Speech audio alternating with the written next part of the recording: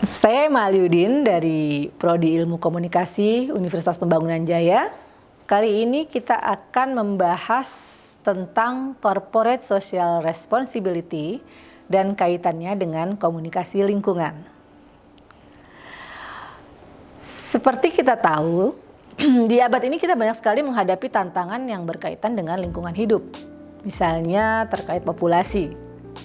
Dunia menghadapi banyak masalah akibat overpopulasi. Kalau berdasarkan data, penduduk dunia saat ini telah mencapai sekitar 7 triliun orang. Dan jumlahnya diprediksi akan mencapai 10 triliun pada tahun 2050. Itu baru persoalan populasi. Lalu ada persoalan lain yang tak kalah penting, yaitu terkait kerusakan lingkungan. Menurut data, 80% hutan di dunia ini rusak. Dan selain kerusakan hutan, kita menghadapi masalah lainnya, yaitu kelangkaan sumber daya. Nah, semua itu kemudian berhubungan dan berdampak pada persoalan lainnya, seperti masalah sampah, munculnya penyakit-penyakit, polusi, atau isu terkait climate change, global warming, sekarang menjadi isu yang sangat penting dan dibicarakan di seluruh dunia gitu. Nah, sehingga masalah lingkungan idealnya tidak cukup menjadi perhatian para aktivis lingkungan. Masalah lingkungan ini kemudian harus menjadi kepedulian banyak pihak. Entah itu individual, komunitas, pemerintah, termasuk badan usaha komersial seperti perusahaan. Nah, kalau bicara masalah lingkungan, kepedulian terhadap lingkungan yang dilakukan oleh perusahaan biasanya dilakukan melalui program CSR. Nah, tadi saya sudah sempat jelaskan apa yang dimaksud dengan CSR. Tapi sebenarnya apa sih itu CSR? Apa yang Anda bayangkan ketika mendengar istilah CSR? Oke, kita coba bahas secara lebih sederhana. Kalau diartikan menurut bahasanya, ada 3 kata di situ, Corporate Social Responsibility. Berarti tanggung jawab sosial perusahaan, gitu ya. Perusahaan selalu punya kewajiban pada masyarakat tempat mereka beroperasi, itu idealnya. Jadi organisasi atau perusahaan harus mempertimbangkan dampak dari operasi organisasinya terhadap masyarakat lingkungan sekitarnya. Itu seperti disampaikan oleh Tench dan Yeomans di tahun 2017. Oke. Selain itu, bila dilihat dari sisi keuntungan bagi perusahaan itu sendiri, CSR itu membantu membentuk reputasi perusahaan. Nah, kaitannya kita dengan komunikasi apa?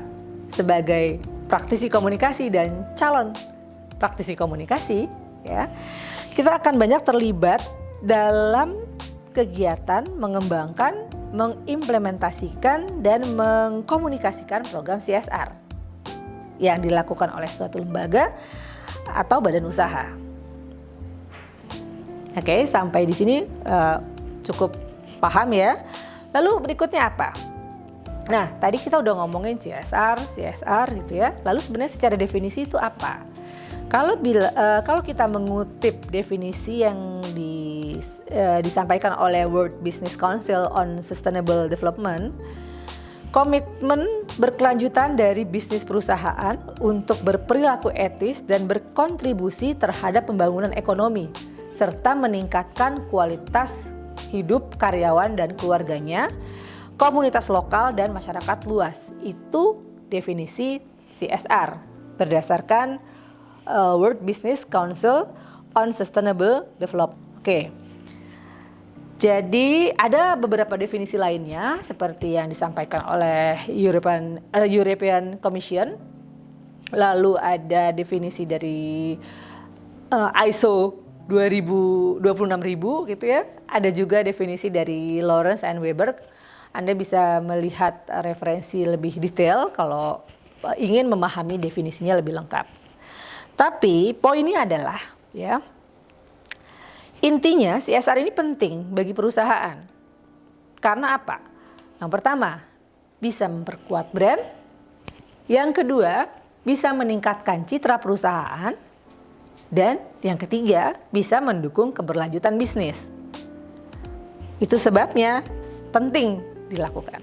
Nah, kesimpulannya, kalau kita bicara dengan tadi kaitannya komunikasi lingkungan dengan CSR apa? Sebagai benang merah dari semua ini gitu ya. Tentu saja kita akan melakukan pembahasan lebih dalam tentang CSR dalam perspektif komunikasi terkait. Jadi sebenarnya apa aja yang akan kita bahas dalam tema ini? Kita akan membahas bagaimana aktivitas komunikasi dilakukan, lalu transaksi informasinya seperti apa, dan kita bisa juga membahas mengenai kajian dilihat dari aspek komunikator, aspek pesan, media, dan komunikan.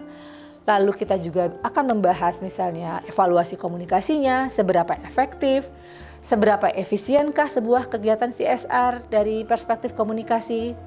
Semua itu akan kita bahas lebih detail. Terima kasih.